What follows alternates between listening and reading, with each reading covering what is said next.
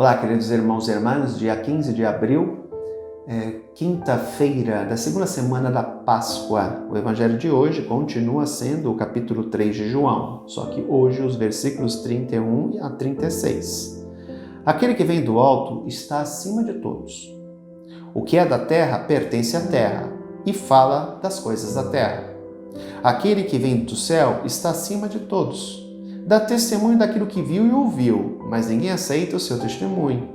Quem aceita o seu testemunho atesta que Deus é verdadeiro. De fato, aquele que Deus enviou fala as palavras de Deus, porque Deus lhe dá o Espírito sem medida.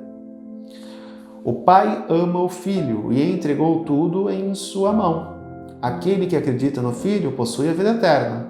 Aquele, porém, que rejeita o Filho não verá a vida, pois a ira de Deus permanece sobre ele. Aqui Jesus está dialogando com Nicodemos e dizendo o seguinte: ele traz a mensagem do Pai. Só que os judeus ficaram tão presos às suas tradições que ignoram a mensagem do Pai, porque ficam presos à terra, ao mundo dos homens, e cortaram o laço com Deus.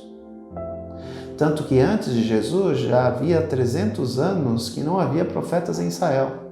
Depois de 300 anos, mais ou menos, apareceu João Batista, que foi o último dos profetas.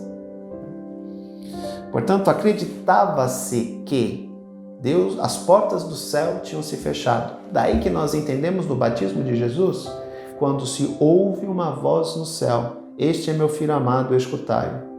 Ali é simbólico esse aspecto, porque revela que a crença de que os céus tinham se fechado, porque não havia mais profecia em Israel, se reabriu.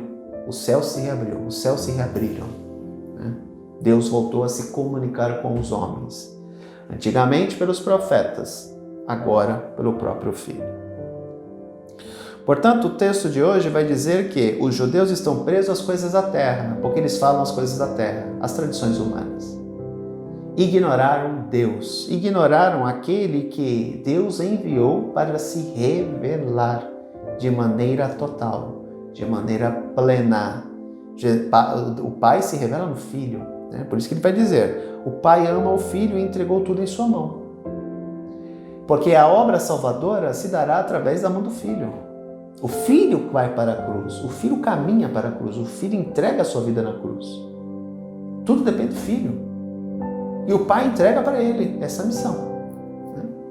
Então depende do Filho a redenção da humanidade. Começa com a encarnação. Ele se encarna, se desenvolve como ser humano normal. Lembremos que Jesus tem duas naturezas, a humana e a divina. E caminha para a cruz.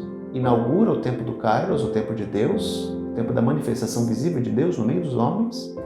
Revela a verdadeira face de Deus, um Deus que ama, um Deus que acolhe, um Deus que perdoa, e dá a sua vida voluntariamente no alto da cruz. E isso é possível porque o Pai ama o Filho e entregou tudo em sua mão. E aí ele acrescenta: aquele que acredita no Filho possui a vida eterna, porque renasceu da água e do Espírito. Portanto, ele possui a vida eterna.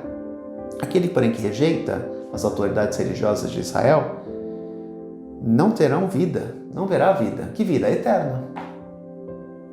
E aqui entendemos um outro diálogo que Jesus tem, que diz que qualquer pecado será perdoado aos homens, a não ser o pecado contra o Espírito Santo. O que é pecado contra o Espírito Santo? A negação da salvação.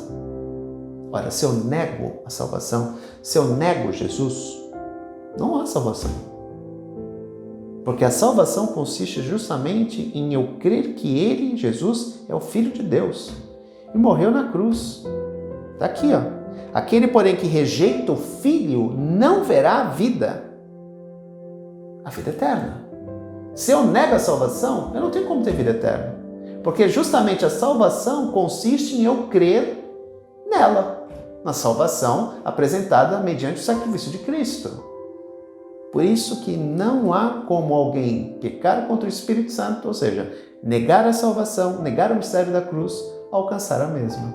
Não tem como. Ele não tem a vida nele, porque a vida consiste justamente em renascer da água e do Espírito. Grande abraço, até amanhã se Deus quiser. Tchau.